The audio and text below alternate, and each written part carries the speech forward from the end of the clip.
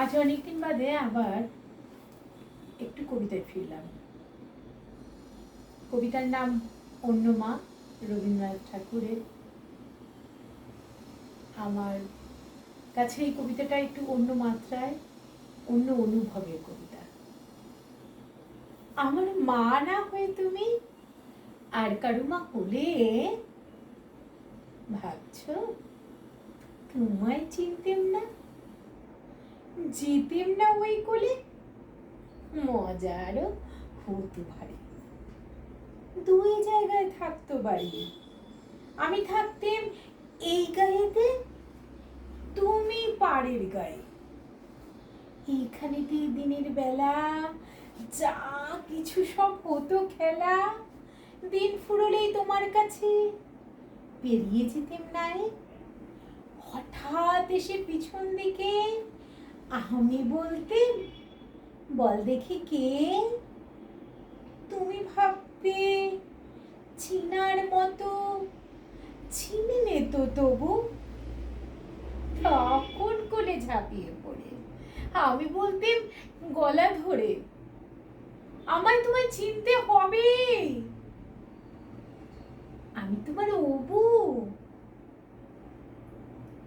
ওই পাড়েতে যখন তুমি আনতে যেতে জল, এই পাড়েতে তখন ঘাটে বল দেখি কে বল, কাগজ করা নৌকাটিকে ভাসিয়ে দিতেন তোমার দিকে।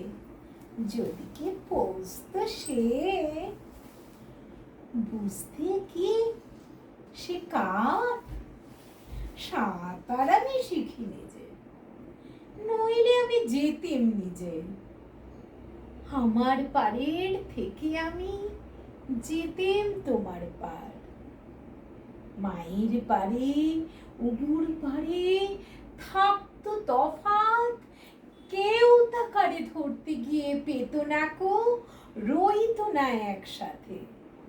দিনের বেলায় ঘুরে ঘুরে দেখা দেখি দূরে দূরে, সন্ধেবেলায় মিলে যেত অবুতে আর মাথে। কিন্তু হঠাৎ কোনো দিনে যদি বিপিন মাঝি পার করতে তোমার পারে নাই হতো মা রাজি, ঘরে তোমার প্রদীপ জেলে ছাতের পরে মাদুর মেলে বসতে তুমি, পায়ের কাছে বসতো ক্ষান্ত বুড়ি। উঠতো তারা 7 ভাইয়েতে, ডাকতো শেয়াল ধানের খেতে। উড়ু ছায়ার মতো বাদুর কোথায় যেত উড়ি। তখন কি মা দেরি দেখে ভয় হতো না থেকে থেকে? পার হয়ে মা আসতে হতোই, অবু যেথায় আছে। তখন কি আর ছাড়া পেতে? দিতেন কি আর ফিরে যেতে?